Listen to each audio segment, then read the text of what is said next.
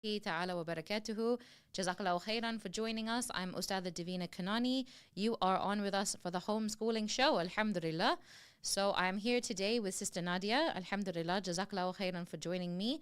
We are doing this show firstly, we're doing this show because I have been bugged ever since by the radio management to do a show on homeschooling, home education. And finally, alhamdulillah, this year I've managed to pull myself together enough to get some guests and to get some people on the show, alhamdulillah. In previous years, it's just been a bit too crazy. Home education means that my kids are literally here in the studio with us, alhamdulillah.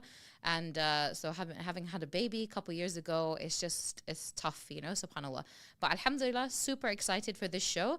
Inshallah, for this more introductory show, we're not going to have too much going on with the audience. But in later shows, we're going to be doing some giveaways and we're going to be doing some more interactive bits with the home education children, inshallah. But if you do have any questions or you do have any concerns, please feel free to get in contact with us here in the studio. So our studio line is 0116 482 2086. If you want to drop us a text or a WhatsApp, you're welcome to do that. And the number is 077 488 55055. Any questions, concerns, comments, alhamdulillah, bismillah, please go ahead and get in contact with us, inshallah. So alhamdulillah, this is Sister Nadia. She's a dear friend of mine. We've known each other for a few years now, from the Home Education Network in Leicester, alhamdulillah. And I wanted to bring Sister Nadia on because she has experience with her children being in school and also being out of school, and that whole process. And I think this is kind of where it begins with a lot of families.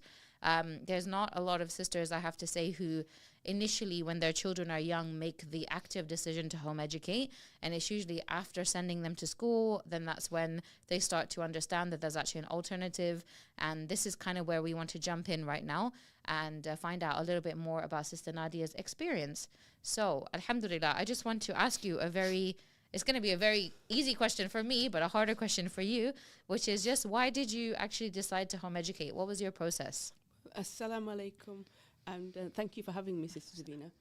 Well, actually, the home education journey kind of started with my eldest, and it was something that kind of came upon me from somebody else, because initially, like so many people, I think a little bit now more people know about that home education is an option, but when he was younger, I didn't know that was an option. And he was at school and he would come home and he'd say, "Mom, I'm bored, they didn't teach me anything, they just did like numbers," and he was, from a very young age, he always wanted to learn stuff, so he was quite active in terms of like learning himself. And when he got to school, he already knew how to read and write numbers and things like that. So I didn't know that was a thing. So when I was working at a surgery, one of the patients actually told me that, "Oh, I home educate my daughter." And I was actually shocked. I said, "You're actually allowed to do that?" And he said, "Yes." And he explained it to me, and that kind of like sparked something in me. And I was like, I went home and I spoke to his dad and I said, "Well, this is actually something." He goes, "Really?" I said, "Yeah." He said, "Maybe that's something we should look into." And so I think he was around about 6 when we decided to take him out. So he went to nursery and he started year 1, and then we took him out of school, and that's kind of where our journey began. And I've got 3 children, and it just kind of it's gone through all of them. They've done like small journeys of home ed. My middle one was not so keen on learning, so although he was at home, he didn't do so much academic work, so to speak. But I think the learning for me, what I've realised is it's not just academic work. There is so much more to it. Yeah. Like just the basic things like mannerisms, or how to do like go to the post office, how to ask for books at the library, how to just interact with people that are not just your age, and how to carry yourself in public. I think these things are really important. Yeah. And these are things that I think, alhamdulillah, especially my eldest two, they learned and they like carried on with them even now at school. I've sent them back because they're boys, and there's a lot less activities, unfortunately, for older boys that involve like group activities. So they're both like really at school. I mean, alhamdulillah, I'm just so grateful that they're at school. And my eldest, I always get, they're a very polite boy, very respectful, very helpful, and he gets along with everybody, and he gets on with his work. And I mean, all the teachers, every time we go in, they really like him. They've got nothing bad to say about me. Even my middle, like they come and they say, oh, he's very polite, he's very respectful, he's very helpful, he's brilliant with other children. He's, you know, like if he sees something wrong, he speaks up for it. And I think those are things that I don't think he would have had those qualities had he gone to school. Because although school has its place, I think sometimes it kind of doesn't nurture that aspect of them. Like it doesn't cater to their individuality of that. Or this child's got a very loving nature, very kind, and you know they don't have the time, unfortunately, to cater to the needs of children. Yeah, 100%. I mean, if you consider like a schooling environment, I mean, alhamdulillah, I just want to put this out there as well, that this show is not about shaming or blaming anybody who is sending their child to school. It's not about, you know, trying to get you guys to think of an alternative if it really doesn't suit you. So this show is all about just educating others as to what home education is all about, how we can go about accessing it, you know, kind of dispelling a lot of the rumors around home education. So please don't ever, if you tune into the show and you think, oh my goodness, they're talking about this about school and that about school, we're not putting school down in any kind of way.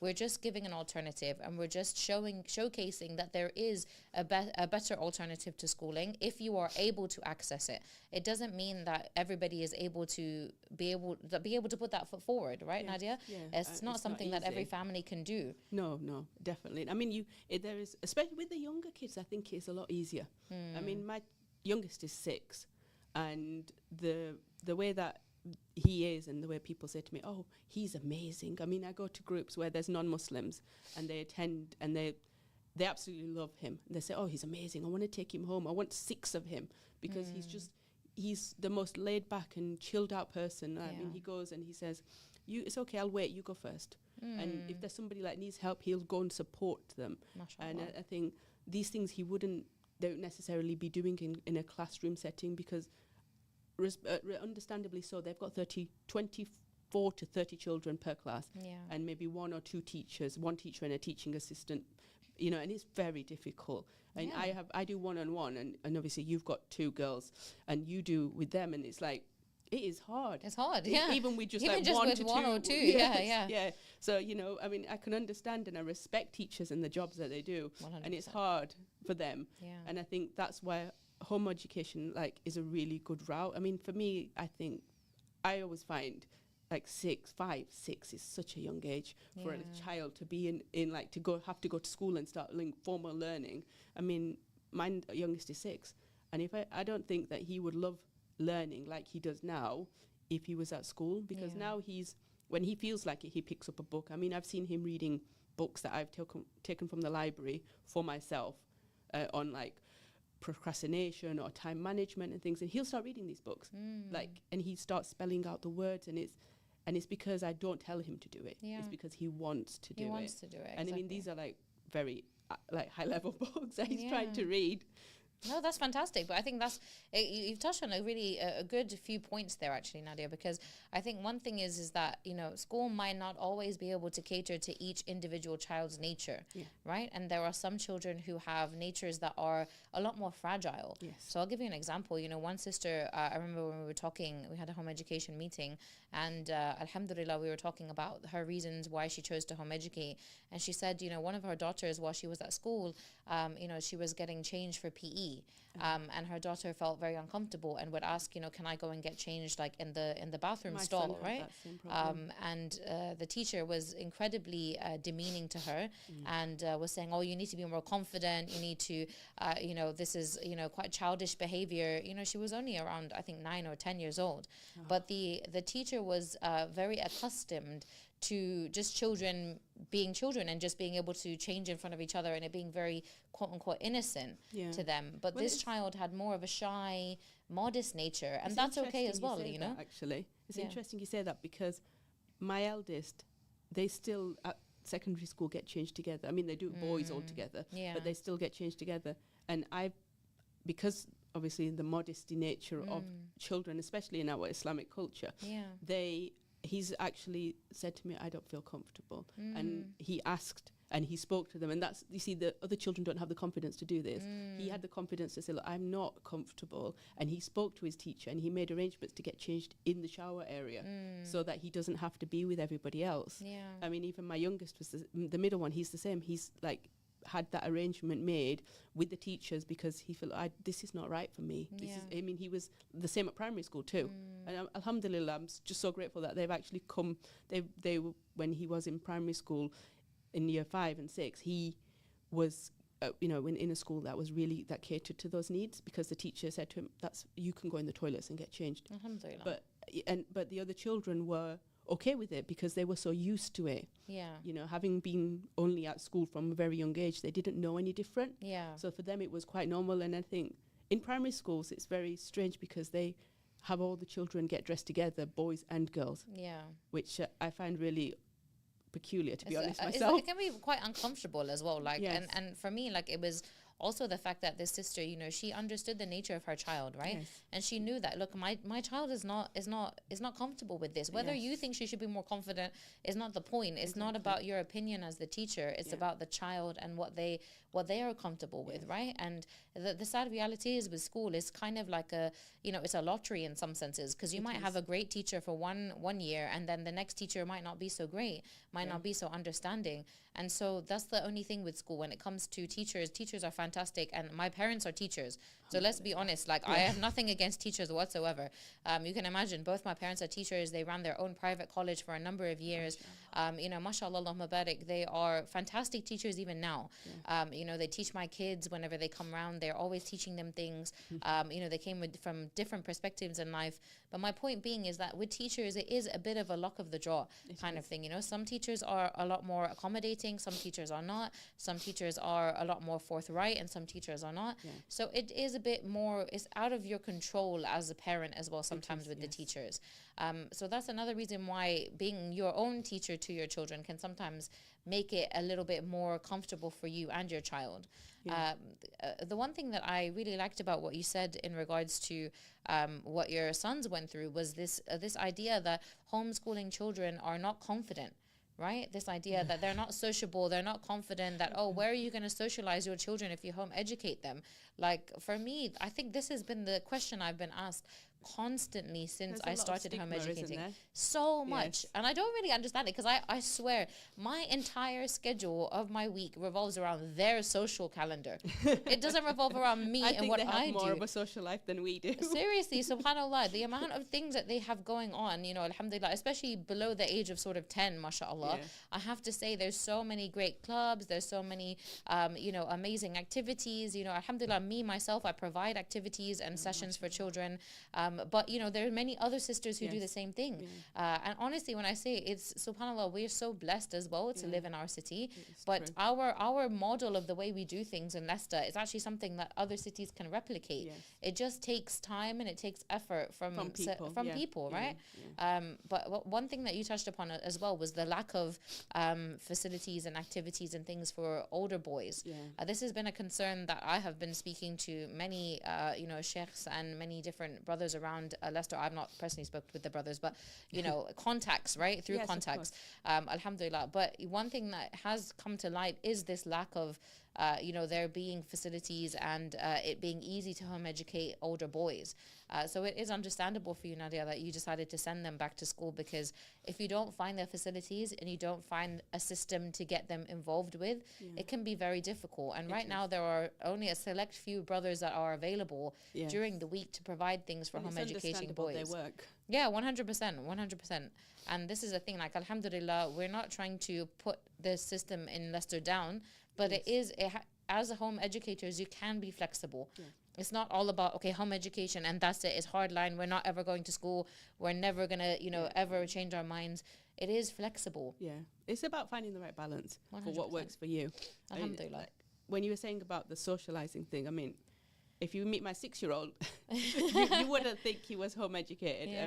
The thing is, like you said, we are their first teachers, and I think that's what a lot of people don't get. I think when I've spoken to people, other sisters, and they've said, you're home educated. I'm like, yeah, it must be so hard. But the thing is, I think we forget is that from birth up until they go to nursery, who's the teacher? You're the teacher. They when you behave, the way you behave, the way you act, who you talk to, how you talk. You know, when you talk to them and you're reading books or you're playing with them, you're teaching them. Yeah. It's constant. You just don't realize it. I think the way it's framed is that the teacher is the one that stands in front of the classroom and relays to them the information, and they learn it or they write it down or they follow the instructions. That a teacher is somebody who teaches like anything. You know, when you taught your child to tie their shoelace, that was you're the teacher. Exactly. When you did potty training with them, you taught them. Yeah. You're a teacher, and I think that's something that some people forget, that you are a teacher, and you don't need to like have some special skills or go on a special course to teach them. You already have the knowledge. 100%, especially while they're young. I think that's really key. Yes. While they're young, it's much easier for you to get into home educating them and for you to feel like you have the role of a teacher. I think, like you said, it is that idea of like, oh, a teacher has to be the one standing at the front of the classroom, you know, the one who has all of the answers. To be honest, teachers don't always have all the answers. Oh, no. You know, alhamdulillah. But like you said, it's amazing because we as mothers, we are teachers even when they go to school. Exactly. We are still their teachers. When they come home, the way that we treat them, the way that we run our household, the way that their fathers are with them, that is all a part of teaching them. We are, as parents, their first line of education. And that goes to, like you mentioned, it goes to like mannerisms, it goes to character, it goes to, you know, life skills, right? You know, understanding about money, understanding about, you know, how to cook, how to clean. These are all things that as parents we teach them. And I think for home educating families, we are just able to tap more into those life skills and teach them a little bit earlier than they might have learned later on in life if they went to school. I think it's important though, because like something that I've seen a couple of times at my local post office is young like teenage to like mid-20 people, they don't know how to post, which I thought was really shocking. Yeah. You know, I mean, I saw a young girl come in and she says, she just brought a box in with trainers and she said, what do I do? And they were trying to explain to her the process of posting. I've taken all my 3 to the post office. I make them go. I mean, even my 6-year-old, I make him go to the post office. I tell him what to do, but I make him go through the motions. And at that point, he's socializing. Yeah. He is learning like people skills, how to get on with people. He's learning how to post. He's learning how the system works, you know, what services are on offer. If he wasn't doing that, he'd never learn. 100%. I mean, all of them, I think all 3 of mine, I'm pretty certain they could go to the post office and post. They would know how to do this. I mean, my eldest, I think, is going through this teenage thing where he's like, oh, I can't do it. I don't want to do it, kind of, you know. But he has the knowledge if he needs to do it. If he needs to do it, exactly. Yeah. And I think that's that for me. Like when I went to school, I have to say, I do feel like, and this is not, again, me trying to, you know, be down on school or anything like that. It's just the honest truth that I feel like there is a lack of, you know, understanding as to the importance of life skills. Yes, you know, alhamdulillah. And it is definitely something that whether you're home educating or not, we should still be getting our children involved in our daily activities, in the things that make a household run, in things like, you know, accessing the post office, going to the bank, for example, you know, how to go to the library and take out books, like how to access community services. These are all parts of what we should be teaching our children regardless. But I think when you home educate, you just have the ability to do this with so much more time and so much more dedication. And I think it's more relaxed. Yeah. Because one of the things that when you go and do activities in holidays, I don't know about you, but I always dread it because it is always so busy. Everywhere is packed out, and the people that are offering the activities or whatever, you know, the libraries and things like that, they are so overwhelmed that they don't have the time to give you that same care and attention as they do when it's like not when people are at school. Because I've been to the library during like half terms and they're packed out.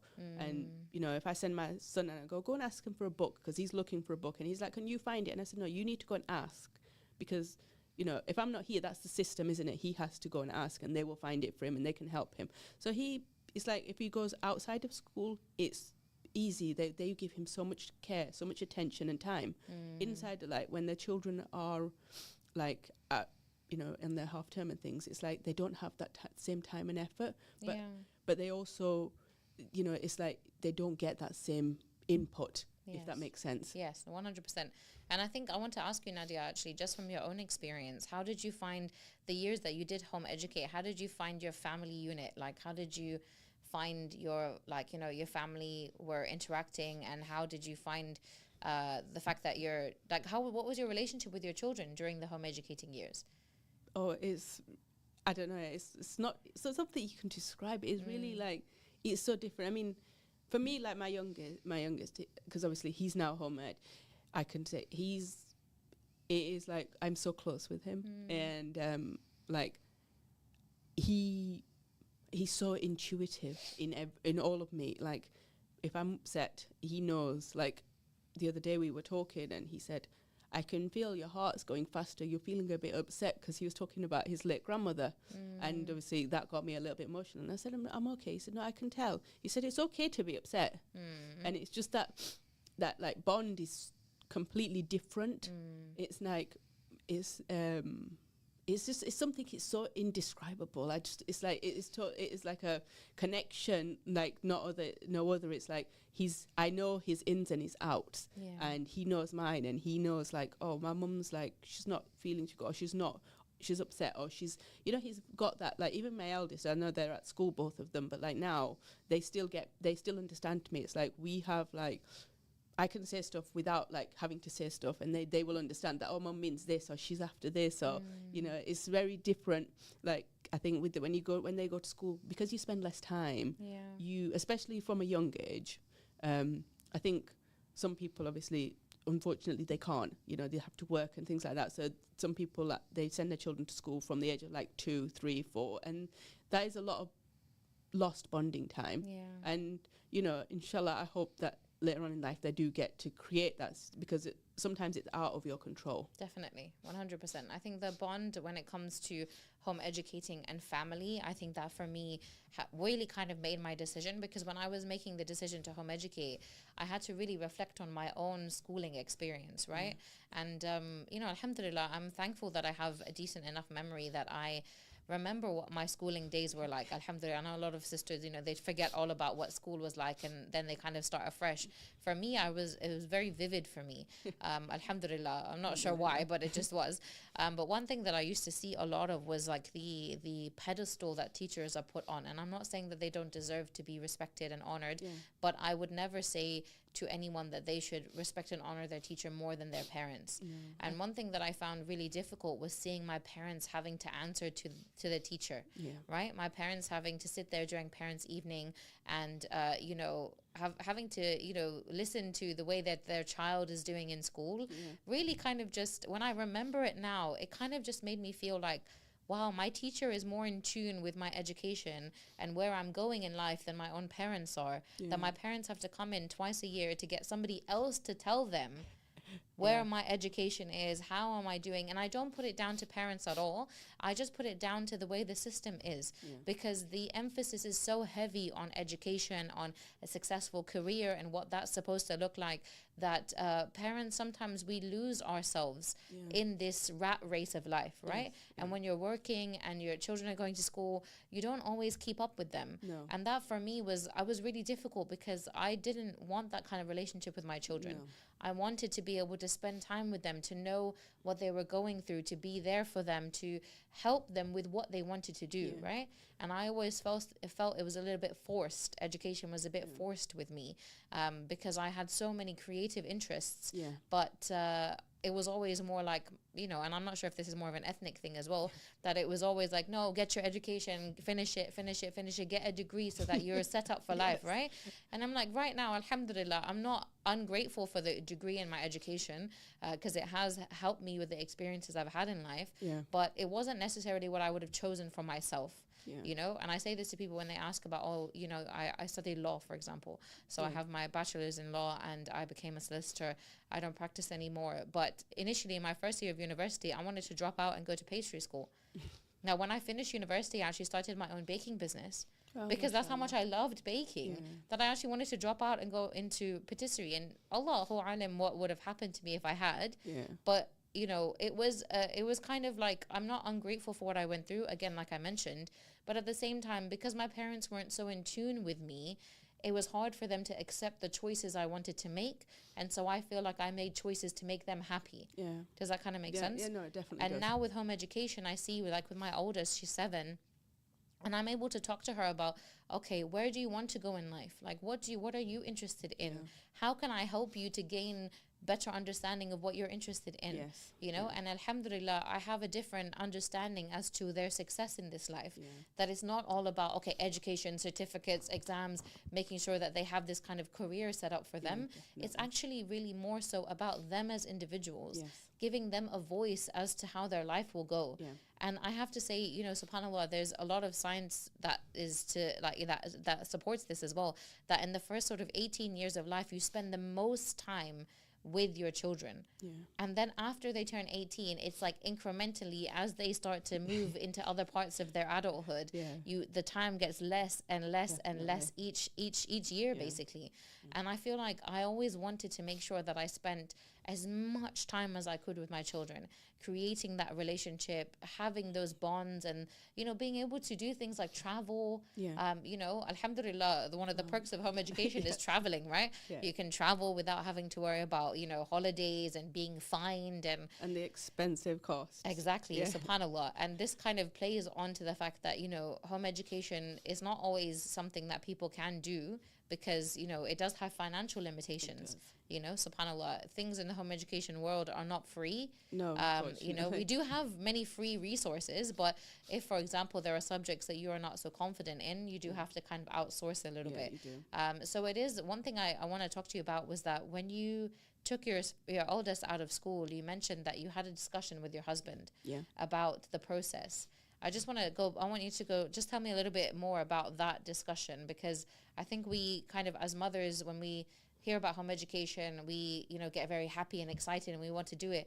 But in reality, it's a family effort, right? So that means that the husbands need to be involved. So what was that conversation like for you? Do you know, I think I was very lucky, because when I mentioned it, alhamdulillah, when I mentioned it, he was pretty much on board, because I mean, the thing was, he would come home from school and I'd be like, what did you do today? I think if I can just touch on one point you mentioned before about like parents not being in touch with their children when they're at school. I think one thing I found was that with my parents is that they kind of like, you're kind of given this like impression that school is where they do the learning, and then they come and they do homework, and then that's it. And then parents don't get given involvement, if that makes sense. Like by the school, like, you know, to kind of like come in and do things with your children, or kind of given like the opportunity to understand, your child is doing this and we're going through this, and, you know, that kind of discussion. And I think that's one thing that I try to do with my children is like, when they come back from school, what did you do today? And I take an interest and I try to make sure I know what lessons they've been in, and I say, how did this lesson go? Or have you done this for that lesson? And have you done, because I feel like sometimes they need that support, and that was something I felt was lacking in my life, is that, you know, my parents, they took an interest in my learning, but they didn't understand it. And I think because they felt like their own education maybe there was lacking, because obviously in the elder generation education wasn't really like compulsory as it is now, and I think they didn't feel confident enough to help me, so they would just be like, go and do your homework, and then even if I didn't understand it or I needed help, there wouldn't be that support as such. So I was so then I was like saying, so I thought, like, you know, that kind of touches on that. But what I was going to say was, when you said about the discussion with my husband, he was okay with, he kind of said, oh, well, let's try it. That was kind of the discussion. We kind of said, oh, he's quite young, he's 6. I think he'd just turned 6, and he'd only just started like year 1 at school. So it was kind of like, you know, it's a good time to start. I mean, if it doesn't work out, he's quite young, so when he goes back, it won't be difficult. So we decided, like, I was really lucky. I mean, and I know people have like problems where their partner's not always on board because they're worried about, like, because they're so worried that they're not going to get the right education, or we don't know anything. We're not academic teachers and things like that. But I think we were lucky. We decided we'll go for it. So we gave our deregistration letter in, which, alhamdulillah, there was some information online about how to do it and things. I was really, like I said, I was really fortunate, even though there was not much information out there like there is now, because there is a whole wealth of information now. But I was lucky enough to get in touch. Like, we deregistered from school. I think within about a couple of weeks, I had a contact letter from the council. Yeah. And there was Helen Sadler at the time. I don't know if you've met her. No, I've not met her. Oh, I've heard about her. Yeah, she was lovely. We met with her and she discussed, why have we decided to do this? And she spoke with my son and she said, what do you think about this? And he was like very excited. Obviously he's 6, he gets to stay at home, so of course he's very excited. Yeah, definitely. But she mentioned to me about a local group that was going on. Okay. And it was a library group that was run by some of the older home ed mums, and it was at the local library, and that's kind of where our journey went from. And I think, alhamdulillah, I'm just so grateful for everything, and I'm so grateful to the sisters that ran that group, because I think without that group I probably would have been lost. Yeah. And so that's kind of like how our journey went. Alhamdulillah. No, but it is really important as well, like, to touch on what you said, which was that, alhamdulillah, having the whole family on board really makes a big difference. Definitely. And I think for sisters, I know sisters who have, their husbands are not always as keen and they're not always like a team player. And so I think it is a conversation that needs to be had. And if you can both be on board with it, then it makes life easier. Yeah. Then you can be more understanding as to each other's plights, and you can understand, the kids' journey, and you can be there for them. But that's not all. It's not a deterrent, but it's definitely something that can be added to, the benefits of homeschooling is when you do it as a family, it kind of eases the burden. Yes. Alhamdulillah. You mentioned about deregistration. So for me, I don't have that experience because I never really, quote unquote, sent any of my children to actual school. So I never was able to really deregister them. My oldest was at nursery, and I just kind of took her out. Allah just kind of put it in my path, right? So Allah just kind of was like, I at first was a bit reluctant to send her, and then I sent her to nursery, and she loved it and she enjoyed it. And then COVID came, and to be honest, the only reason why I even sent her to nursery in the first place was because I thought, okay, I'm having a new baby, I'll get a few hours break, every few days, and so let me do that. And then COVID hit, and then they were both at home with me, and I literally had no choice. Then it was like, okay, well, I'm just there, she's at home with me, and that's all I can do about it. So when nursery restarted, she went for about a year, and then the next year I was trying to figure out how to send her back, and it was just kind of like the nursery being incredibly resistant to any sort of schedule changes in terms of like timings and things. And so I just said, you know what, I'm just going to pray my istikhara and ask Allah subhanahu wa ta'ala for guidance and see where this takes me. By the end of the week, the nursery had contacted me and said, oh, no, sorry, we can't accommodate your changes that you want to make with her schedule. So I just said, okay, I feel like that's my sign that it's time to take her out. So I never had that sort of deregistration process. So what I want to kind of just put out there is that from your experience, you were saying that you sent in the application. Was it an application or just like a form? It was just an email. Okay. I read online like how you can do it, and it's literally a simple email. You don't even need to explain why you're doing it. You just could say like, I am taking my child off school, child's name, child's class, from this date. We gave him a few days extra. We said till the end of the week. I can't even remember why we made that decision, but we did. And that was it. I mean, I have to be honest, the school didn't say anything, but my child being how he is and wants to know everything, he did come home one day and say, I heard the teacher talking, and she said, why are they waiting until the end of the week?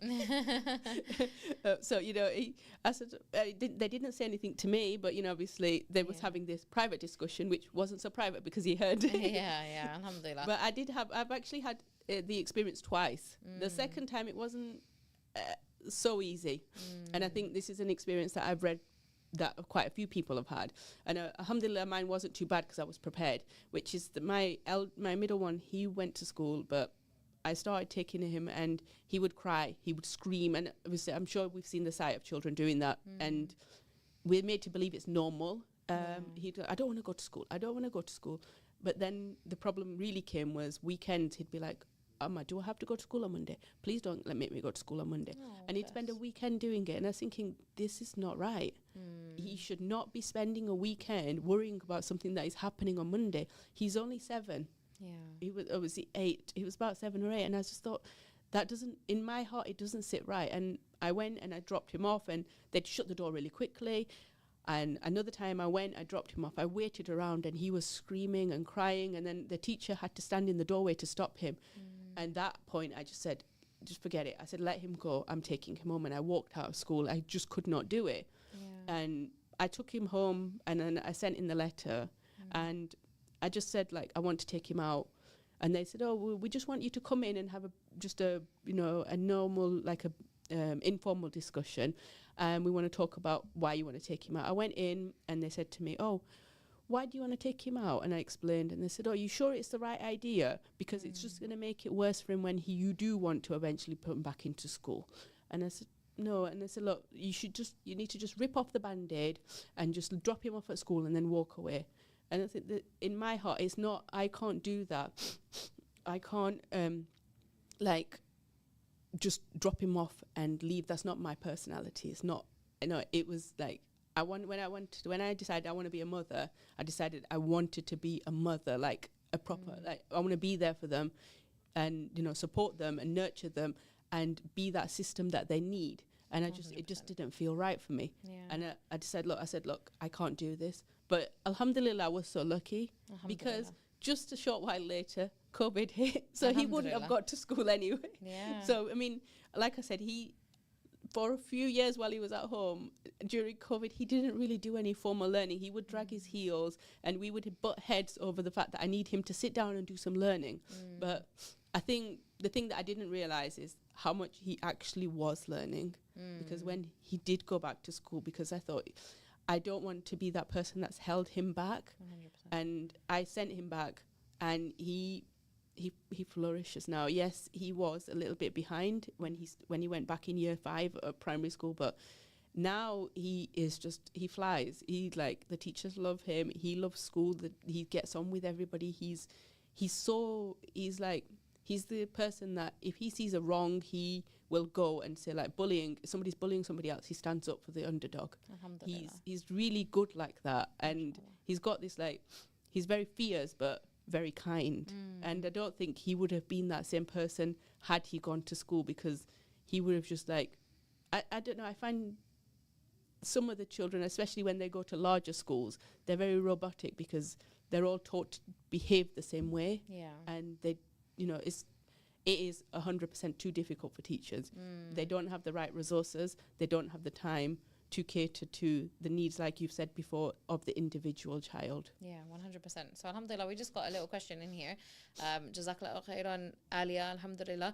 So her question is, can we touch on how home ed works for secondary school kids? I find early years easy to see, but worried how GCSE, etc. will work. So before I answer that question, or we can get into that, I think I'm going to put a pin in that question, only because not next week, but the week after, inshallah, we will have a veteran homeschooler who has homeschooled all of her children, Sister Rifat, inshallah. She's actually coming on the show with her older children who are now completely out of education now, mashallah. And inshallah, potentially her and her daughter will come. If not, then it will just be her. But alhamdulillah, we're going to be talking about that whole process of accessing the resources you need for things like GCSE, A-levels, college. I have sisters who, mashallah, I met when I started bringing my daughter to a home education sort of stay and play. And I met her daughter when she was younger, and now her daughter is at university, and she's contacting me to help her to find some kind of work placement during university. So for me, I've seen some of these kids rise all the way up from when they were little, all the way up to the top. So we will talk about this, inshallah, but I'm going to put a pin in this question because this is not really what our show today is about, alhamdulillah. But Alia, please stay tuned for next week's show and the week after, and you will get your answer in way more detail than I'm able to provide, because my children are still only 7, 5 and 1, so I haven't had that experience myself, so I need to bring in other people. But Sister Rifa is actually the one who ran the library club. The library club. She was one of them. And yeah, like you, I've seen all of her, especially her girls that are, mashallah, doing their own thing now. So proud of them. Alhamdulillah. From what they've been, from where they were to where they are now, it is absolutely astounding. It's wonderful. And I don't think that they would have had that same experience had they gone to school. 100%. And alhamdulillah, I think one thing to mention as well is that there are like these all-stars, right, of the homeschooling community. in every place you go to. And I'll give you an example of that. Like in London, for example, I know my mom lives in London, and so when I travel there, I like to be in touch with the home education events and things, you know, just so my kids don't get bored just sitting at grandma's house all day. And you know what I mean, like they kind of sometimes need things, and so I like to kind of keep my hand in groups and things there. And you know, you can see the all-stars, right? You can see the people who are regularly posting, who are regularly running things. You know, mashallah, there's you know, sisters who are in contact with the local council, who, you know, they provide workshops, right? You know, we've been to workshops that are run by the council, run by, you know, for example, the nature reserve, you know, for example, Bradgate Park. We recently, I think back in, was it September, we had a really fantastic workshop for the home education children. Inshallah, we will see things coming up. You know, alhamdulillah, I have managed to speak to our local MP, Shaukat Adam, about arranging a homeschooling trip to the Houses of Parliament. The National Space Centre also run home education days. So there's so much going on, alhamdulillah, in our community, especially here in Leicester. But in general, I would say I'm even in touch with some communities in Qatar as well, because my brother lives there, that home educate, you know, just to kind of, you know, it's good to get ideas, bounce off each other. But the thing is, I would say that in majority of decent cities, you will have a home education like community. It's just about tapping into that, alhamdulillah. And you know, subhanallah, I must say that we are incredibly welcoming, I would say, as a community. We love new people coming in, and we do our best to support, but at the same time, it does take effort. So it's not something that just comes and you can just access everything all the time. It does take effort. It takes time. It takes dedication to find these people, find the groups that you can be a part of for your age range. And this is something that inshallah next week we'll have Sister Zora will be coming in, and we'll be talking about home educating across different age groups, because that's one thing that she's mashallah the same as me. She's got a 9-year-old, she's got a 4/5-year-old, and she's got a 1-year-old. So we're going to be talking about how she home educates all three of them, and how I do the same thing, because that's kind of my life at the moment. But you know, I wanted to you know, just have you on the show, because I think it's great to have this barrier of, you know, oh, you send your kids to school and you home educate. Like, there is a collective mixture of people who have done both things, and it's not two separate groups of people. You know, alhamdulillah, when I run my activities for children, I have children who come from the home ed community and from the schooling community. And it's something that we can join into and be a part of, even if you only do it for a short while. You can still home educate and get the benefits of home educating while your children are young, let's say. And like Sister Alia mentioned, you know, potentially if you're nervous about the next stages and what you can find for that, then there is more information about that. But it is okay to also send your children back to school. If you feel like you can't do what's best for them, it's your decision as a family, as a parent. You have to really go with what works for you and your family, inshallah. I think it's also about like knowing your child. 100%. If you know that because some children, you send them back to school, they wouldn't always like be able to fit into that environment, and some children can. Like you have to know whether they would be able to fit in, rather than like, I mean, I think it's both situations are okay. I mean, if you don't have that opportunity, or you don't have the means to home educate your children, my advice personally would be make sure that you are able to support them. Like, you know, try and take an interest in what they're doing at school. Like, school is not just for the teachers to teach them. You can also be involved. 100%. Awesome. Okay, we're gonna stop there, because inshallah we've got more topics to cover in the weeks coming, inshallah. So please do stay tuned. We'll be here every Thursday. Not me and Sister Nadia. I'll be here every Thursday. I can't take that time away from Nadia, mashallah. Alhamdulillah. But I'll be here every Thursday at 11 o'clock with the homeschooling show. And starting next week, we're going to be having, inshallah, the children, home education children. If you can call in, you can join our giveaways. We'll be having some really great prizes for you to win as well, inshallah. Jazakallahu khairan for tuning in. Jazakallahu khairan, Nadia, for coming. Alhamdulillah. Jazakallahu khairan. Assalamu alaikum wa rahmatullahi wa barakatuh.